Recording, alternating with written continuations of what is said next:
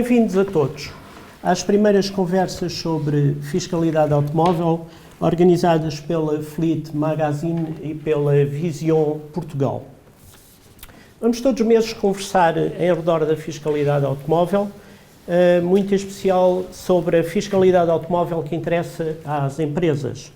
Isto inclui naturalmente a fiscalidade para a mobilidade profissional em geral, uma vez que o transporte de pessoas e de mercadorias e a própria ideia do automóvel enquanto benefício ou complemento salarial vivem momentos de mudança. Em estúdio, o José Farinha, CEO da Vision Portugal, e eu. Para quem não me conhece, o meu nome é Rogério Lopes e eu sou editor da Fleet Magazine. E ainda para nos ajudar a conversar sobre este assunto, e é uma conversa que pretendemos ter todos os meses, contamos neste encontro com o Luís Lobato, da Randstad Portugal. E contamos também convosco, desse lado, com as vossas opiniões e com as vossas questões. O Luís Lobato é convidado para esta conversa porque a atividade da Randstad Portugal permite ao Luís ter uma visão abrangente da realidade das necessidades de muitas empresas, além da própria Randstad, naturalmente. Uma realidade nacional e internacional relacionada com as necessidades de mobilidade e com a importância que o automóvel assume dentro das organizações. De facto, a forma como se encara o automóvel não é igual em todos os países e empresas. Não é assim, Luís? Boa tarde a todos, obrigado pelo convite, Rogério. É um facto, temos aqui dois cenários bastante distintos. Aquilo que é o cenário nacional, o cenário português, aquilo que é o cenário internacional, das opiniões que vou recolhendo dos meus colegas gestores de frota pelas outras OPCOs no restante do mundo, principalmente na Europa, onde o uso da viatura como forma de complemento ao salário, como forma de salário ou de benefício até, é mais premente. Em Portugal aquilo que vemos é que a viatura atribuída ao colaborador ainda continua a ser um benefício que os colaboradores gostam de ter, que ainda preferem em detrimento, em parte, do vencimento. Isto, se calhar, no período pré-Covid. Agora, no período pós-Covid, começamos a ver, para já, que os nossos números de viaturas sob gestão na casa dos nossos clientes têm vindo a diminuir, porque as empresas, em primeiro lugar, querem reduzir custo, e o custo da viatura é um custo pesado para a empresa, até porque depois, como vai falar o José Pedro, há aqui o tema da fiscalidade em cima da frota é bastante pesado, e o José Pedro vai detalhar isso certamente. Outra das causas que a pandemia nos veio a trazer e que se verifica nos nossos números, como estava a dizer, é a diminuição do volume de frota, porque os nossos clientes, ou alguns dos nossos colaboradores, dos nossos clientes, preferem, nesta altura, vencimento em detrimento de ter uma viatura associada a eles. Por razões mais ou menos óbvias, não é? Hoje em dia a utilização da viatura profissional é feita de uma maneira muito menos intensiva do que aquilo que era feita no passado. E acima disso, obviamente, temos aqui o custo e a fiscalidade que o José há de... Exatamente. José, independentemente da forma pessoal como encaramos o automóvel, de alguma forma ainda de uma forma apaixonada, a verdade é que ele é encarado em algumas empresas como um benefício ou como um complemento salarial. E isso traz vantagens tanto para quem usufrui do automóvel como, em certos casos, para a própria empresa. Na atual conjuntura fiscal e com todas as alterações na mobilidade que estão a acontecer, ainda é segura essa forma de compensação? Boa tarde, Rogério. Boa tarde, Luís. Boa tarde a todos. Eu acho essa pergunta muito pertinente, porque eu acho que hoje em dia é preciso coragem para uma entidade patronal oferecer uma viatura a um colaborador e também é preciso coragem, e muitos colaboradores não sabem, para pedir uma viatura em vez de salário. Em Portugal, o automóvel tem sido muito castigado e paga tudo. Portanto, nós habituámos, quando começámos a crescer, o Luís é um bocadinho mais novo que nós, que os empresários de sucesso, os colaboradores de sucesso, eram aqueles que tinham carro da empresa. Portanto, e aquilo, de facto, era um complemento salarial. E o fisco, mal ou bem, tem vindo a castigar cada vez mais a utilização da viatura. Às vezes de uma forma mais justa, às vezes de uma forma menos justa.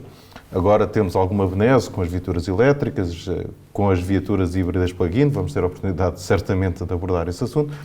Mas, claramente, hoje é preciso alguma coragem, porque o encargo fiscal sobre a utilização de um automóvel ou sobre a atribuição do automóvel a um colaborador é imensa, porque tem tributação autónoma, tem limite muito baixo para a dedutibilidade dos gastos do ponto de vista fiscal, nomeadamente um dos principais gastos, que é a depreciação do próprio veículo.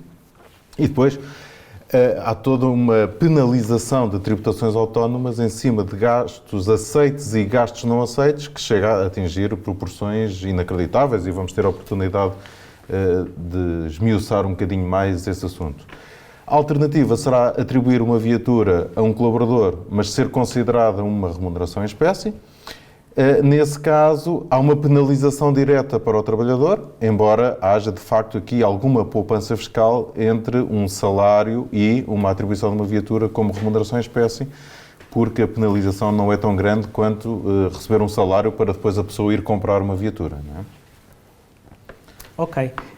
Para ter mais ou menos uma noção, qual é a dimensão financeira que a carga fiscal pode ter numa frota automóvel? Ou melhor, começando, uma empresa média, qual é a dimensão financeira, o custo de uma frota automóvel? Estamos a falar aqui, 30% do custo de uma empresa, 40% em média, mais ou menos. Tudo depende do número de colaboradores e do número de viaturas da empresa e também dos limites das empresas. Mas eu acho que até vale a pena olharmos para o automóvel e percebermos que quando uma empresa compra um automóvel, paga imposto sobre o consumo, paga IVA sobre o imposto sobre o consumo. A seguir, tem um limite para a aceitação do gasto como gasto fiscal e, portanto, neste momento está limitado ao custo de aquisição de 25 mil euros, portanto, é o valor depreciável numa viatura. Portanto, todos os gastos de depreciação para viaturas que tenham um custo de aquisição superior a 25 mil euros não é dedutível, o IVA não é dedutível e sobre todos estes encargos há a tributação autónoma que pode variar, na melhor das hipóteses, dos 5% e na pior das hipóteses até aos 35%, sobre todos os gastos. Portanto, o peso que estes gastos fiscais do automóvel têm na estrutura de gastos e até na estrutura de gastos fiscais com a empresa depende, obviamente, da dimensão da empresa, do resultado da empresa e também da quantidade de carros e do valor de carros. Portanto, eu acho que não conseguimos dizer aqui que são 10%, 30%, porque é altamente variável. Mas, desculpa, José Pedro. Isto é um tema interessante porque quer para os trabalhadores em nome individual, os ENIs, ou para os empresários em nome individual, quer para as grandes empresas, quando vão fazer a avaliação na altura da compra da viatura, tem que fazer um TCO, que é um Total Cost of Ownership, que é quanto é que aquela viatura lhe vai custar por quilómetro. E depois podem extrapolar por mês, por ano, aquilo que for. A tributação autónoma ou o efeito fiscal em cima destas viaturas, normalmente é o segundo ponto, ou é a segunda rubrica de custo com mais peso a seguir à renda. Ou seja, a renda custa-nos, vamos imaginar numa viatura 500 euros, logo a seguir o custo que vem imediatamente a seguir para o cálculo deste TCO é a tributação autónoma. E a instabilidade fiscal que nós vivemos hoje em dia e que tem vindo a ser, diria, consecutivamente alterada ano após ano, Orçamento de Estado após Orçamento de Estado, não permite a quem está a comprar fazer uma projeção de frota a longo prazo. Porque não consegue, porque eu sei qual é o cenário à data de hoje e provavelmente o José Pedro vai falar no caso que nós conhecemos e que é público, de uma alteração que foi feita, enfim, a pedido de um partido com assento parlamentar para este Orçamento de Estado, 2021, em que por mudarem uma lei, provavelmente a pessoa no final dos 4 anos vai pagar mais 40 mil euros em viatura, que são 13 ou 16 mil em impostos, depois mais 13 ou 14 mil em tributação autónoma. Ou seja, quando se está a calcular o TSO de uma viatura, para um período de 4 anos, normalmente é o renting que se faz, é o renting que se faz, tem que ser em conta os impostos. E se houver uma instabilidade fiscal, quem está a comprar e quem está a gerir a frota não consegue chegar ao pé da sua administração e dizer este é o melhor cenário, porque atualmente a tributação autónoma e os custos fiscais sobre as viaturas são estes, mas no próximo ano nós não sabemos. Portanto, é uma incerteza muito grande. E para quem tem frotas com algumas dezenas ou centenas de viaturas, qualquer pequeno ajuste nos efeitos fiscais tem uma escala muito grande. Qualquer pequena alteração tem um efeito exponencial. Luís, eu gostava de pegar nessa pequena alteração, porque de facto hoje em dia é impossível fazer planeamento de custos, nomeadamente no que diz respeito ao automóvel. E o melhor exemplo é exatamente esse dos híbridos plug-in. Todos nós sabemos que existem benefícios fiscais à utilização dos elétricos e dos híbridos plug-in, nomeadamente a dedução do IVA até determinados montantes e também a aceitação do custo, que o limite passa de 25 mil para 50 mil, no caso dos híbridos plug-in, e a tributação autónoma é mais baixa. O que acontece foi que muitas pessoas abusaram dos híbridos plug-in, também a verdade tem que ser dita, porque o híbrido plug-in é um carro a diesel ou a gasolina que também se liga à ficha e que nem toda a gente o liga à ficha, não é? Ao contrário dos elétricos. Mas eram as regras fiscais que existiam e as empresas planeavam em função disso. O que acontece é que com essa alteração do Orçamento de Estado para 2021, os híbridos plug-in tiveram um aumento significativo, primeiro no ISV, que fez com que muitos dos carros ultrapassassem o valor do limite para a dedução do IVA e, portanto, só aí há carros que chegaram a ter um aumento de 20 mil euros entre o ISV e a não dedução do IVA na diferença de preço de custo. E depois, na tributação autónoma, portanto, esses carros que tinham uma tributação autónoma de 27,5% ou de 15%, passam a ter uma tributação autónoma de 35%, porque também passam para o último escalão. E portanto, não foi uma ligeira alteração essa dos híbridos plug-in. Eu, aliás, gostava de salientar que nós temos no nosso site da Vision um simulador onde se pode fazer o cálculo da tributação autónoma para todas as viaturas, incluindo estas que não cumprem a famosa regra dos 50-50 dos híbridos plug-in, e depois temos também algumas sugestões no que diz respeito à comparação com a remuneração em espécie, precisamente para resolver este caso e o caso em geral das tributações autónomas. Isso, aliás, foi até um problema não só para os gestores de frotas, para as pessoas que compraram carros, mas para os próprios gestantes de automóveis, que encomendaram carros que lhes tinham sido previamente encomendados por clientes e que, entretanto, optaram por desistir do negócio porque é preferível perder o dinheiro do sinal do que suportar o encargo do ISV, do IVA e da tributação autónoma. Mas a verdade é que existem incentivos fiscais, nomeadamente para a mobilidade elétrica, mas não existem incentivos significativos para outras formas de mobilidade, nem existem soluções, quanto a mim, para outras formas de mobilidade que não passem pela empresa ter uma viatura. E não existe, por exemplo, sequer, ou melhor, existe esta possibilidade de atribuir a viatura como rendimento em espécie ao utilizador da viatura, mas não existe a possibilidade do utilizador da viatura com um rendimento poder ele próprio procurar uma solução, nem qualquer incentivo para que a empresa possa sentir-se beneficiada por utilizar essa solução. Por exemplo, no teu caso, Luís, tu sentes que as empresas estão à procura continuam à procura de automóveis ou estariam dispostas a outras formas de mobilidade? Eu diria que necessariamente vão ter que estar dispostas a outras plataformas de mobilidade. E aquilo que tu dizes é verdade. Em Portugal não existe ainda um regime fiscal para a mobilidade, sem ser a parte da mobilidade elétrica, que essa já existe e é conhecida de todos. Aquilo que nós estamos a ver nos países a norte, nos países do Benelux e outros países da Europa do Norte, é que existe a possibilidade de atribuir ao colaborador um mobility card, um cartão, em que a pessoa utiliza única e exclusivamente para se locomover, para transportar, e que é utilizado em rending de viaturas de renta-car, que é utilizado em scooters, que é utilizado em car sharing, pode utilizar aquele cartão para todas as questões de mobilidade. Aquilo que vemos cá em Portugal, e que ainda não existe, parece-me uma solução fiscal ou com benefício fiscal para que isso aconteça. Portanto, não podemos estar a pedir às empresas e aos empresários em nome individual que façam esta migração quando não existe esse benefício fiscal. Portanto, nós vamos continuar a utilizar as viaturas a combustão. Obviamente, existem os tais benefícios fiscais para as viaturas elétricas, mas com esta instabilidade que há pouco o José Pedro estava a falar, é muito difícil para quem está a tomar este tipo de decisões, a tomar uma decisão e ter a certeza que é uma decisão acertada. Principalmente, e mais uma vez, e reforço como estava a dizer há pouco, principalmente para quem tem frotas com grande dimensão. O exemplo que o José Pedro estava a dar há pouco, estamos a falar de uma viatura que pode custar, no final dos 4 anos, mais de 40 mil euros. Se forem 10 viaturas, são 400 mil euros no final de 4 anos. Isto tem um peso muito forte numa empresa, com uma agravante ainda por cima. Tem efeitos retroativos. Ou seja, todas aquelas empresas ou empresários em nome individual que já adquiriram aquelas viaturas, as tais viaturas que não cumprem a regra dos 50-50, com uma autonomia acima dos 50 km em modelo puramente elétrico e com emissões abaixo dos 50 gramas por quilómetro, vão ter que estar a pagar esta nova taxa de tributação autónoma. Isto não pode ser de alguma forma o que aconteceu o ano passado, não pode ser de alguma forma um travão para algumas empresas pensarem, e se de repente este cenário muda, se de repente este cenário, nesse sentido, à mobilidade elétrica for travado, forem retirados benefícios,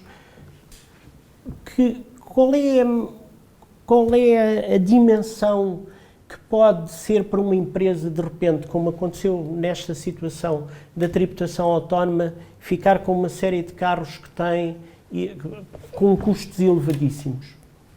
O que é que... Que solução é que poderá encarar de momento?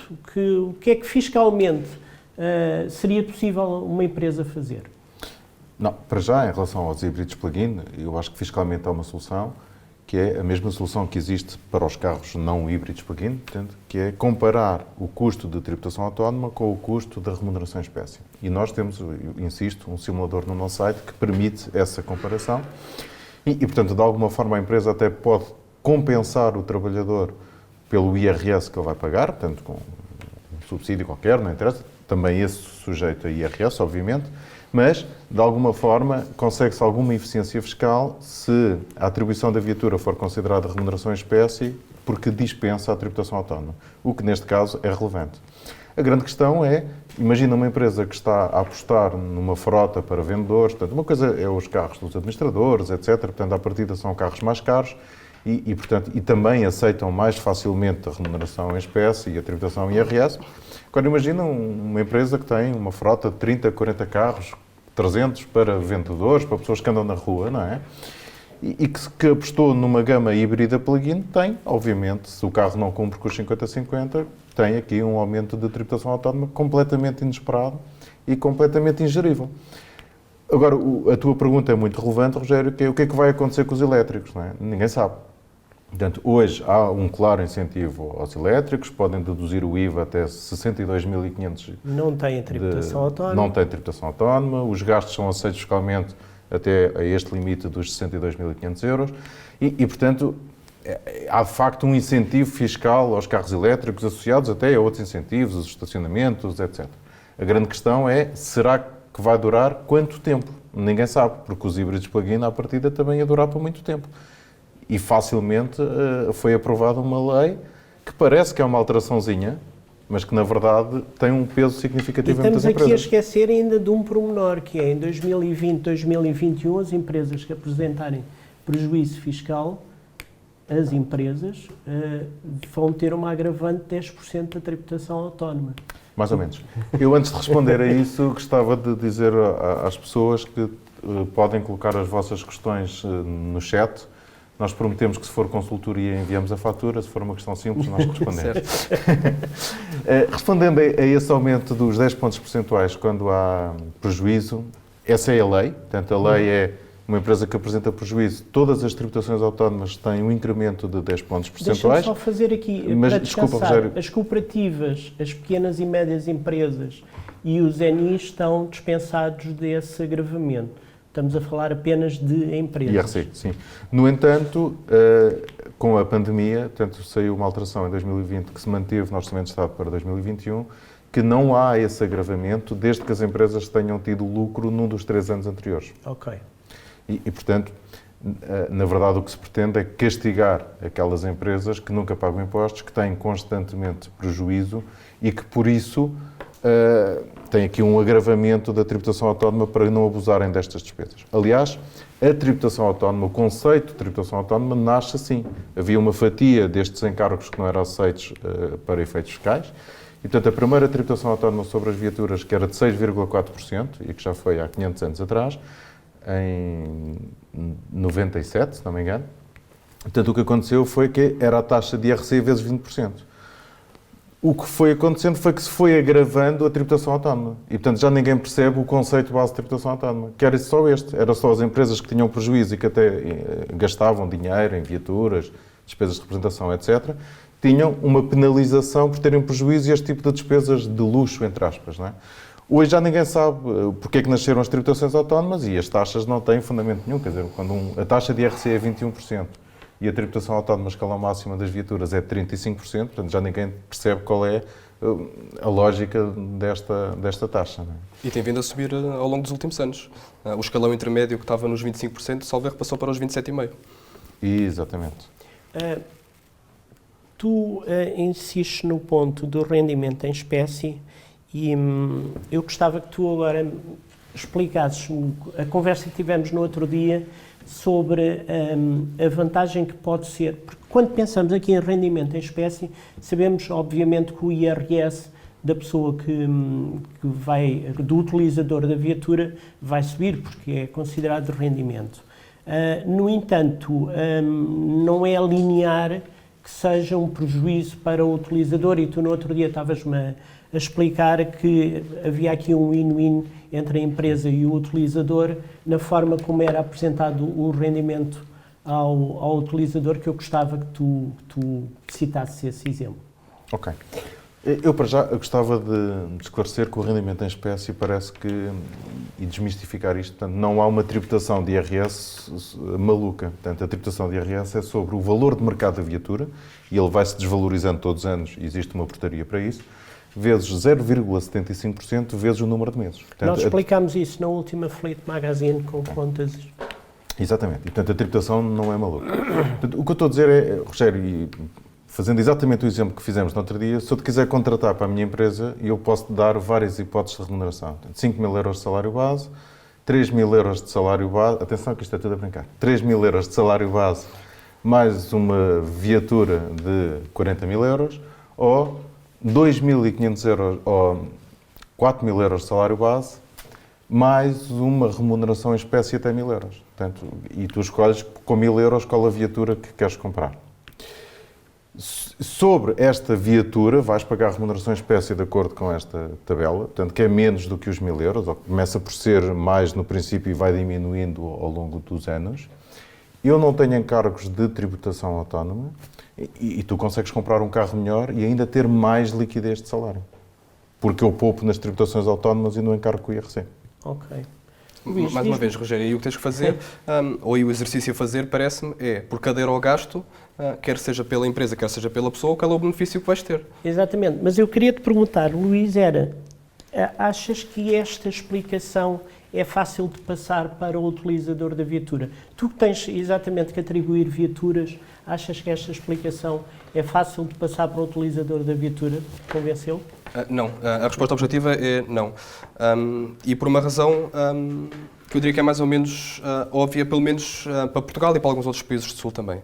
É que nós, em Portugal, o trabalhador ainda vê muito a atribuição da viatura da empresa como um grade associado. Ou seja, ainda há um valor percepcionado muito grande quando a pessoa tem uma viatura da empresa. Mesmo que só possa utilizar a título pessoal. A pessoa tem uma viatura da empresa, ponto. E as pessoas ainda fazem questão de ter essa viatura oferecida, dada pela empresa, portanto, dificilmente, ou das duas uma, ou começamos a mudar estas mentalidades aos poucos, mas para isso, e mais uma vez, é preciso haver esta estabilidade fiscal. A segunda parte é que começamos a consciencializar os utilizadores da viatura para os benefícios que pode ter.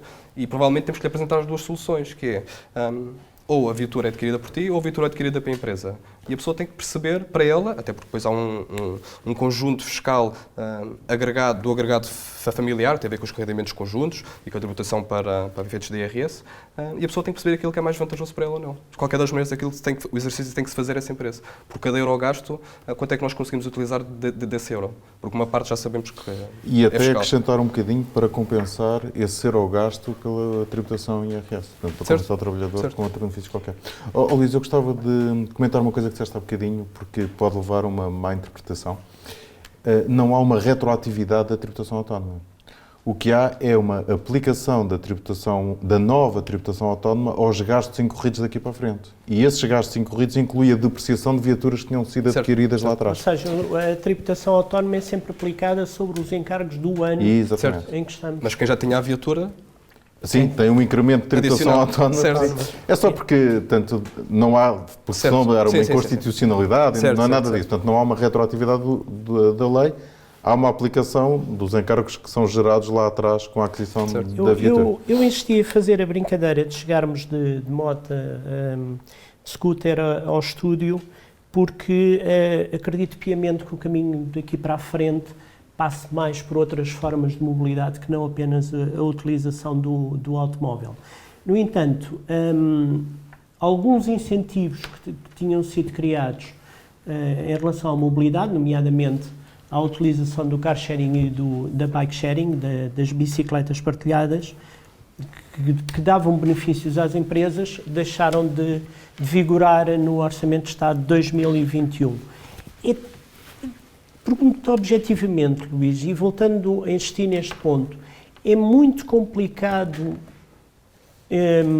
fazer as pessoas acreditar que há outras formas de mobilidade que não utilizar o automóvel, ainda que a utilização do automóvel tenha alguns incómodos, como estacionamento, como circulação urbana, etc., etc. É complicado. Não é difícil fazê-las acreditar, é difícil fazê-las aceitar essa nova situação de mobilidade. Porque acreditar, as pessoas conseguem, principalmente as pessoas que vivem nas grandes cidades, e em Portugal estamos a referir-nos especialmente Lisboa, Porto e Coimbra, existem estas soluções de mobilidade que podem ser utilizadas por qualquer utilizador, por qualquer condutor. Se formos um pouco para o interior do país, já não existem, e aqui, obviamente, o nosso negócio, a Randstad, está presente em Portugal, de Valença até Faro e também nas ilhas, portanto temos uma dispersão geográfica muito alargada e os nossos clientes estão dispersos por todo o país. É mais fácil, mais uma vez, educar as pessoas que estão nas grandes cidades do que as que estão fora das grandes cidades. Mas mesmo as pessoas que estão nas grandes cidades ainda veem a viatura como um benefício associado, como uma percepção de valor, que a viatura é delas e que as pessoas preferem continuar a utilizar essa viatura. Não me entendam mal, eu não disse deixar de utilizar o automóvel. Formas de mobilidade complementares ao automóvel, que hoje em dia muitas marcas automóveis estão inclusive também a ter trotinetes elétricas, estão a apostar em scooters, em bicicletas elétricas que até cabem dentro do automóvel.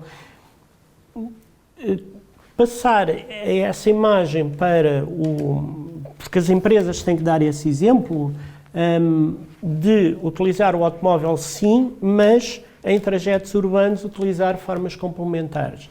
E, por outro lado, também, aparentemente, o Estado, tanto quanto eu sei, e a resposta que eu obtive da Secretaria de Estado dos Assuntos Fiscais, é que esses incentivos deixaram de vigorar porque também não tiveram grande procura, o que significa que da parte das empresas também não foi utilizado este benefício.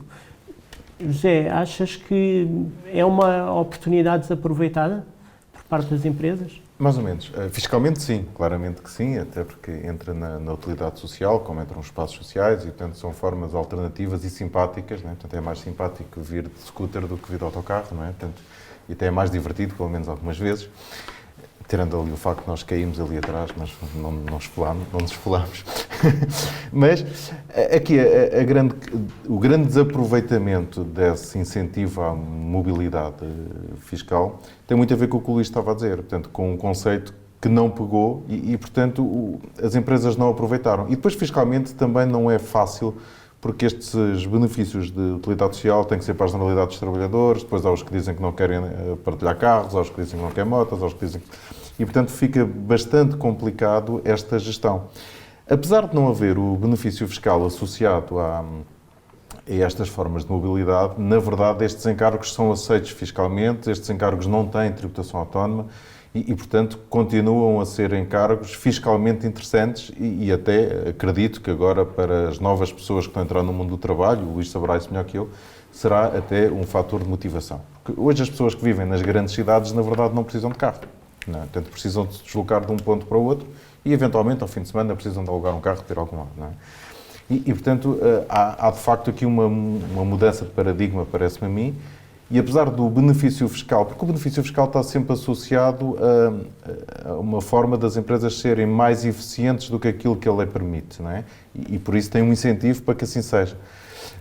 E as empresas não foram, acho que por isso acabou o benefício fiscal. No entanto, é algo que está disponível na mesma para as empresas, não tem tributação autónoma, não tem gastos e, portanto, incentivarmos as nossas pessoas a irem visitar os clientes nas motinhas, etc. Agora, tem aqui um efeito que já não é fiscal, tem a ver com a gestão de pessoas, que é eu ir a uma reunião na scooter ou ir a uma reunião no carro que o meu patrão me disponibilizou para ir lá vender qualquer coisa, tem um efeito, ainda tem um efeito, acho eu, em mim, não é no cliente. Não é? Sim, mas pode ir num transporte público, num TVDE, num táxi, não tem obrigatoriamente de ir num carro, numa viatura que tem que ainda pensar onde é que vai estacionar o carro, etc, etc. Sim, eu acho que esse tipo de utilização de transportes públicos, portanto o táxi, o TVDE, etc, portanto, é algo que nas grandes cidades tem bastante utilização, porque é prático, é mais fácil do que procurar estacionar, pagar o estacionamento. Portanto, eu hoje, se for a uma reunião, muito provavelmente vou nesse tipo de transportes, não é? Dentro de Lisboa. E tem benefícios a empresa por utilizar isso? Mas o benefício que tem é não ter penalização, ao contrário do carro. O gasto é aceito. Ok.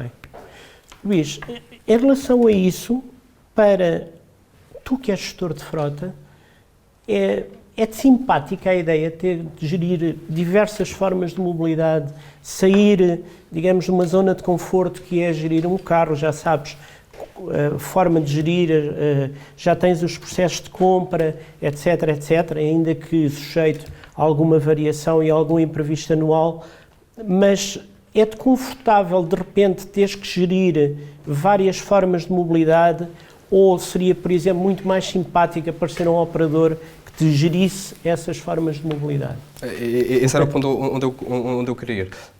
Eu diria que é mais simpático porque temos que nos reinventar de alguma maneira. E os gestores de frota puros, como são conhecidos hoje, têm que passar a ser gestores de mobilidade, ponto. Porque a mobilidade do futuro não há de ser a mobilidade à combustão, a mobilidade elétrica sobre rodas. Vai ser por meios alternativos, o TVDE, as scooters, as bicicletas, o car sharing, todos aqueles serviços que são apresentados, principalmente nas grandes cidades. Volto a referir porque isso é importante. Depois existe outra parte, que é qual é o operador, se uma locadora ou se outro operador nos consegue ajudar a fazer esta gestão. Porque, obviamente, para quem faz a gestão de frota, fazer gestão já 200 ou 300 viaturas já é uma dor de cabeça, convenhamos aqui entre nós, e é um custo para a empresa, porque alguém tem que estar a fazer esta gestão. E um risco?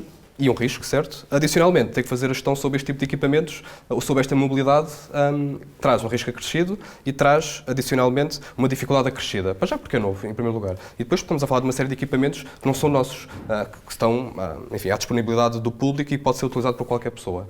Portanto, tem que haver um parceiro, e aqui as locadoras, algumas delas, parece-me não, tenho por certeza que já o fazem, já oferecem condições de mobilidade, por exemplo, quando a pessoa fica com a sua viatura imobilizada e tem um contrato que a pessoa tem, enfim, uma viatura de substituição, muitas das vezes já não é a viatura de substituição que está em cima da mesa, mas sim a mobilidade daquela pessoa. Ou seja, a locadora já garante que aquela pessoa consegue ter condições de mobilidade e não precisa de ser através de um rentacar, pode ser através de outra solução que já exista, garantindo que essa pessoa tem essa mobilidade. É importante arranjar um parceiro que nos ajude a fazer a gestão destes equipamentos que estamos aqui a falar.